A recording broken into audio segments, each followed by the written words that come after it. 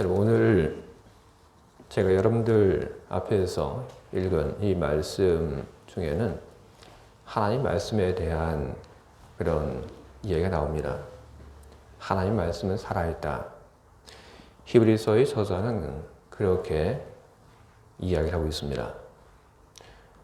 저는 오늘 여러분들 앞에서 하나님 말씀은 살아있다라는 바로 이 말에 대해서 설교를 하려고 합니다.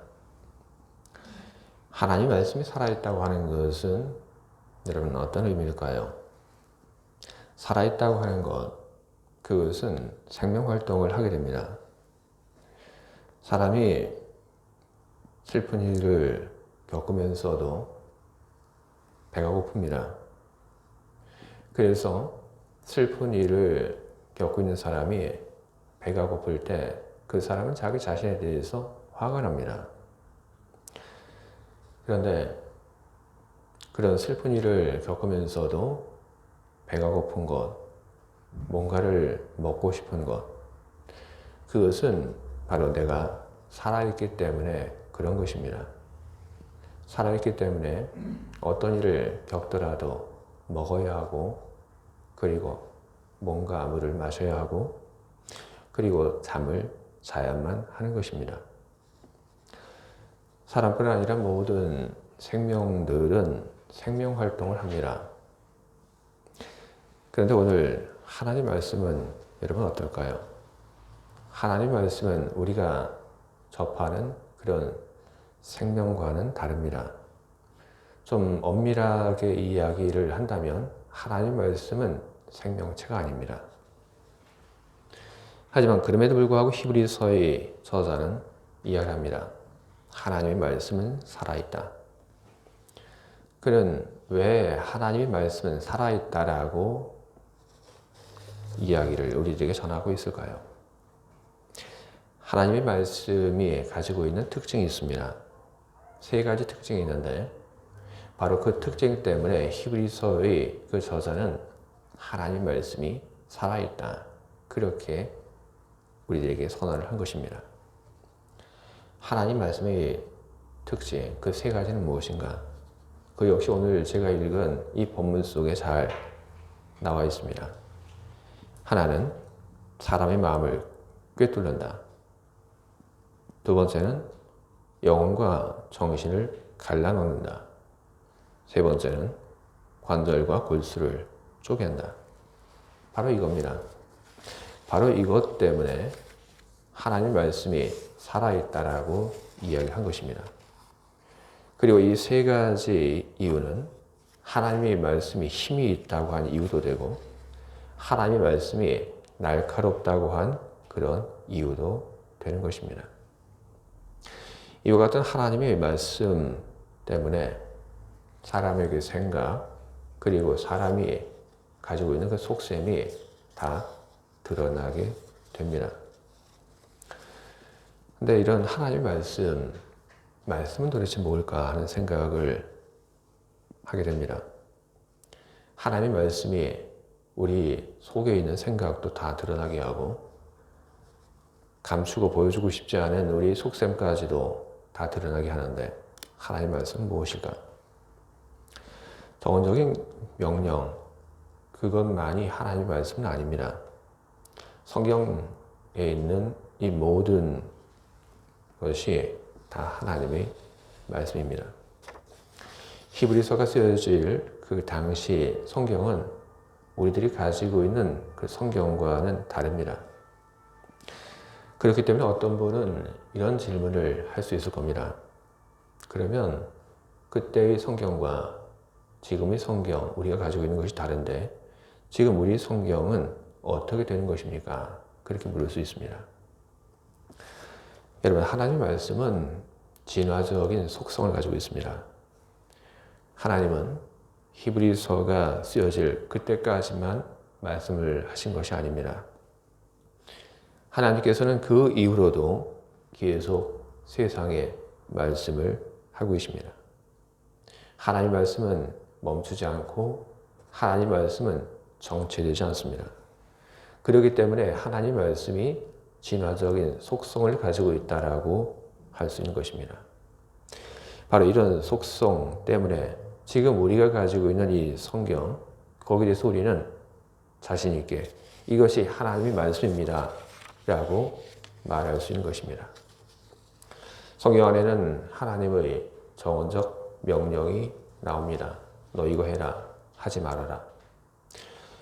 그러나 하나님께서는 그런 명령을 통해서만 우리에게 말씀하고 계시는 것이 아닙니다. 행적이나 그리고 사건을 통해서도 하나님께서는 우리들에게 말씀을 하고 계십니다. 하나님의 이와 같은 말씀은 우리들이 가지고 있는 이 성경을 통해서만이 아니라 성경 속에 있는 이 하나님 말씀은 누군가의 말을 통해서 전해지기도 하는 것입니다. 이 하나님의 말씀이 전해지고 그리고 선포되었을 때 이 하나님의 말씀은 인간 마음속에 품은 생각 그리고 속셈을 다 드러내게 됩니다. 성경의 말씀 속에는 하나님의 말씀에 찔렸다라는 그런 말이 나옵니다. 공동번역으로 사도행전 2장 37절을 보면 이렇게 기록되어 있습니다. 사람들이 이 말을 듣고 마음이 찔려 베드로와 사도들에게 형제 여러분, 그러면 우리는 어떻게 하면 좋겠습니까? 하고 물었다. 이 이야기는 오순절에 있었던 그 사건을 배경으로 하고 있습니다. 오순절의 성령 임재의 그 사건, 그 후에 베드로가 모여든 사람들 앞에 나서서 복음을 전합니다. 사람들의 죄, 그리고 구원자로 오신 예수님. 베드로가 사람들 앞에서 복음을 전하게 되었을 때 그 복음을 들은 사람들의 그 마음에 찔림이 왔습니다. 바로 말씀이 각 사람들의 마음을 찌른 것입니다. 그래서 그 마음에 말씀이 찔린 사람들이 자기 안에 있는 죄를 보게 되었고, 그럼 도대체 우리가 이 상황 속에서 무엇을 어떻게 해야 하는지 그것을 베드로에게 물었던 것입니다. 베드로가 회개하고 예수를 주로 믿으라고 얘기를 했을 때 사람들은 회개하고 예수를 주로 믿었습니다. 그런데 모든 사람들이 말씀에 의해서 마음이 찔렸을 때 똑같은 이런 반응을 보이는 것은 여러분 아닙니다. 또 다른 정반대의 그 반응을 사람들은 보이기도 합니다. 그 얘기가 사도행전 7장 54절에 나옵니다. 스데반 집사가 순교하기 전에 사람들 앞에서 메시지를 전합니다. 스데반 집사의 그 메시지가 사도행전 7장 51절 그 이하에 기록되어 있습니다. 그는 사람들 앞에서 이렇게 외쳤습니다. 목이 곧고 마음과 귀에 할례를 받지 못한 사람들아, 너희도 너희 조상과 같이 항상 성령을 거스르는도다. 너희 조상들이 손자들 중의 누구를 박해하지 아니하였느냐? 의인이 오시리라고 예언한 자들을 그들이 죽였고 이제 너희는 그 의인을 잡아준 자요 살인한 자가 되나니 너희는 천사가 전한 율법을 바꾸도 시키지 아니하였도다 하니라. 그들이 이 말을 듣고 마음에 찔려 그를 향하여 이를 갈거늘. 말씀이 사람들의 마음을 찔렀습니다. 그런데 말씀이 사람들의 마음을 찔렀을 때 그때 보인 사람들의 반응은 이렇게 다릅니다. 스데반이 전한 그 메시지를 듣고 마음의 찔림을 받은 그 사람들은 회개하고 그들의 삶을 바꾸기는커녕 오히려 이를 갈고 그랬습니다. 오늘 우리는 이 두 모습을 보면서 말씀이 사람들의 마음을 찔렀을 때 이렇게도 우리들에게는 다른 그런 선택지가 있구나 하는 것을 우리는 보게 됩니다. 그리고 우리는 이와 같은 성경의 이야기를 통해서 우리가 어떤 선택을 해야 하는지를 우리는 보게 됩니다. 우리가 마음에 말씀이 찔렸을 때 우리가 우리의 마음에 있는 그 악을 고백하고 회개하는 데 있어서 그러지 못하게 막고 있는 것은 무엇입니까? 우리의 체면이 문제입니까? 아니면 또 무엇이 문제입니까? 여러분, 간음을 한 다윗을 한번 기억해 보시기 바랍니다. 선지자가 와서 하나님 말씀을 전하며 그의 죄를 이야기했습니다. 그때 다윗이 어떻게 했습니까? 다윗이 선지자의 입을 막으려고 하지 않았습니다. 다윗이 주변 사람들에게 너희들 조용히 하라고 그렇게 윽박지르지 않았습니다. 그는 모든 사람들이 보는 속에서 그는 회개했습니다. 그는 그의 잘못을 고백하였고 그의 잘못된 삶을 바꾸었습니다. 여러분, 무엇이 더 중요합니까? 우리의 체면, 그것이 더 중요합니까? 아니면 우리가 바르게 사는 것이 더 중요합니까? 주의 말씀은 지금도 우리에게 선포되고, 그리고 주의 말씀은 지금도 우리들의 마음을 찌르고 있습니다. 주의 말씀이 우리에게 들려옵니다. 너희들 주일 성수해라. 너희들 11조해라. 우리는 안 하고 있다가 이 말씀을 들으면서 우리는 마음의 찔림을 받습니다. 가볍게 여기고 생각하지 않고 있던 그 말씀들에 우리는 마음이 찔립니다. 성경은 우리에게 이야기를 합니다. 부모를 공경해라. 간음하지 말아라. 내 이웃의 아내, 내 이웃의 소유를 탐내지 마라. 이와 같은 주님의 말씀이 떳떳하게 사는 사람들에게는 아무것도 아니지만 그렇지 못한 삶을 사는 사람들에게는 이 말씀이 비수처럼 와서 그 마음을 찌릅니다. 그래서 주님의 말씀을 들을 때 마음이 아프고 영혼이 아픈 것입니다. 그럼 우리는 무엇을 해야 하는 것입니까? 우리는 바꿔야 하는 것입니다. 그래서 세상의 언어로는 체인지라고 합니다. 그리고 교회의 언어로는 그것을 회개라고 부릅니다. 하나님 말씀이 나의 마음을 찌르고 나의 허물과 나의 나약함을 드러내고 있는데, 그런데 그것은 하나님의 말씀이 갖는 최종적인 목적은 아닙니다. 하나님 말씀이 나의 죄를 들춰내고 다른 사람들 앞에서 내가 한 그 모든 잘못들을 드러내고 있는데 그것은 나를 부끄럽게 하기 위한 것이 아닙니다. 그것은 우리가 바르게 살 수 있도록 하나님께서 인도하시는 인도의 과정인 것입니다.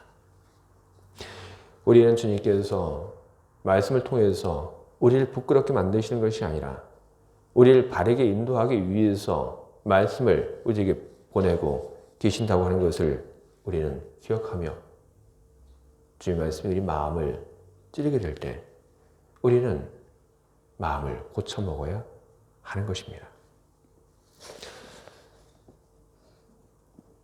그럼에도 불구하고 라는 시가 있습니다. 좀 긴 시인데 그 시를 제가 여러분들에게는 다 소개를 하지는 않고 그 시 중의 일부만 제가 여러분들에게 소개를 하려고 합니다. 사람들은 가끔 불합리하고 부조리하고 자기중심적이죠. 그럼에도 불구하고 용서하세요. 당신이 친절하면 사람들은 당신이 이기적이고 뭔가 계산이 있을 거라고 비난할지도 모릅니다. 그럼에도 불구하고 친절하세요. 당신이 오늘 행한 선한 일을 사람들은 내일 잊어버리기도 합니다. 그럼에도 불구하고 착한 일을 하세요. 마지막 평가는 항상 당신과 하나님 사이에서 이루어지니까요. 당신과 사람들 사이에서 일어나는 일이 결코 아니에요. 이 시는 마더 테레사가 쓴 그럼에도 불구하고 라는 시입니다. 우리는 살면서 주의 말씀을 듣고 그리고 그 말씀대로 따라 살아가야겠다 하는 그런 마음을 우리는 먹습니다. 그런데 살다 보면 이런 결심들이 잘 지켜지지 않습니다. 다른 사람들과의 만남 속에서 주의 말씀을 따라 살고 그 말씀을 지킨다고 하는 것이 손해보고 그리고 어리석은 자처럼 보인다고 하는 그 생각 때문에 또는 다른 이유 때문에 우리는 주님의 말씀을 따라 사는 것을 우리는 슬슬 포기하고 우리는 적당한 선에서 우리는 타협을 하면서 살려고 합니다. 주의 사랑하는 교회 여러분, 주님께 받은 그 마음을 여러분 그 마음을 가지고 사시기 바랍니다. 여러분의 마음을 지키고 그리고 그 선한 뜻을 여러분 꺾지 말고 여러분 사시기 바랍니다. 하나님 말씀은 내 안에 있는 생각을 다 끄집어내고 그리고 내 안에 있는 속셈을 다 폭로하는 그런 힘이 있다고 했습니다. 그러나 하나님 말씀은 그것만 전부는 아닙니다. 하나님 말씀은 또 다른 차원이 있습니다. 우리가 알고 있는 너무나도 좋아하는 디모데 후서 3장 16절에 있는 말씀. 모든 성경은 하나님의 감동으로 된 것으로 교훈과 책망과 바르게 함과 의로 교육하기 유익하니 이는 하나님의 사람으로 온전하게 하며 모든 선한 일을 행할 능력을 갖추게 하려 함이라. 하나님 말씀은 우리를 온전하게 합니다. 그리고 하나님 말씀은 우리에게 능력을 전해줍니다. 만일 우리들이 하나님 말씀을 가슴에 품고 그리고 그 말씀을 따라서 자기 본분을 지키려 한다면 하나님 말씀은 우리 마음을 찌르고 우리를 후벼 파는 그런 칼이 아니라 우리에게 힘이 되어주는 그런 귀한 도구가 될 것입니다. 주의 사랑하는 교회 여러분, 주의 말씀을 여러분 가까이 하시기 바랍니다. 그 주님의 말씀이 여러분의 마음을 찌르겠지만 그럼에도 불구하고 여러분 주의 말씀을 가까이 두시길 바랍니다. 주의 말씀이 여러분의 삶 속에서 여러분 마음 속에서 작동할 수 있도록 여러분 주의 말씀을 여러분 가까이 두시길 바랍니다. 주의 말씀이 여러분을 바른 길로 인도해 주길 바랍니다. 그리고 주님의 말씀이 바른 길을 걸어가겠다고 마음 먹는 여러분들에게 큰 힘이 되어 주길 바랍니다. 주님의 말씀을 따라 온전한 하나님의 사람으로 살아가며 주님의 기쁨과 그리고 자랑이 되시는 여러분 모두가 다 되시기를 주님의 이름으로 축원드립니다. 아멘. 기도하겠습니다.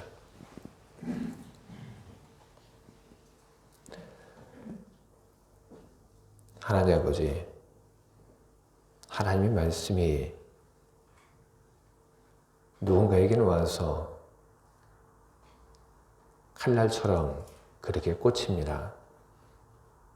마음을 후벼 팝니다. 우리는 성경 속에서 그런 이야기를 우리는 참 많이 보아 알고 있습니다. 아담과 하와가 죄를 짓고 그리고 그것을 은폐하려고 하였지만 하나님의 말씀 앞에서 그들의 죄는 여지없이 다 드러났습니다. 동생을 죽이고 그리고 발뺌을 했던 그 어리석은 자에게도 하나님의 말씀은 그의 모든 죄를 드러나게 만들었습니다. 욥은 하나님을 잘 섬겨야 한다는 친구들이 그 말을 들었을 때 친구들의 말에 대해서 한마디도 지지 않고 그는 반박하고 자기를 보호하는 말들을 하였습니다. 하지만 하나님의 이 말씀을 하셨을 때 욥은 할 말을 잃어버렸습니다. 하나님 말씀이 그의 마음속에 있는 모든 것을 다 드러내게 했기 때문입니다. 주님, 오늘도 하나님의 말씀이 우리에게 들려옵니다. 그리고 하나님의 말씀 중에 어떤 말씀은 우리 마음에 꽂힙니다. 우리 마음을 찌릅니다. 주의 말씀이 우리의 마음을 찌를 때 우리들 변명을 함으로 우리가 했던 모든 것을 다 지키고 그럴 수밖에 없었다는 말로 자기를 방어하려고 하지 말게 하시고 우리들이 회개한 다윗처럼 하나님 말씀에 찔렸을 때 회개하고 우리의 삶을 바로잡아 나갈 수 있도록 성령을 통하여 우리를 도와주시옵소서. 옳은 길을 가려고 하는 우리에게 말씀이 큰 힘이 되어 주기를 바랍니다. 우리가 말씀을 따라 사는 것, 그 말씀을 지키는 것, 그것은 하나님과 우리의 바른 관계를 세우기 위해서입니다.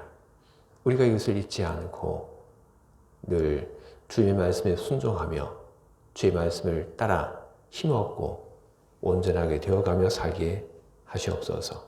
예수 그리스도 이름으로 기도합니다. 아멘.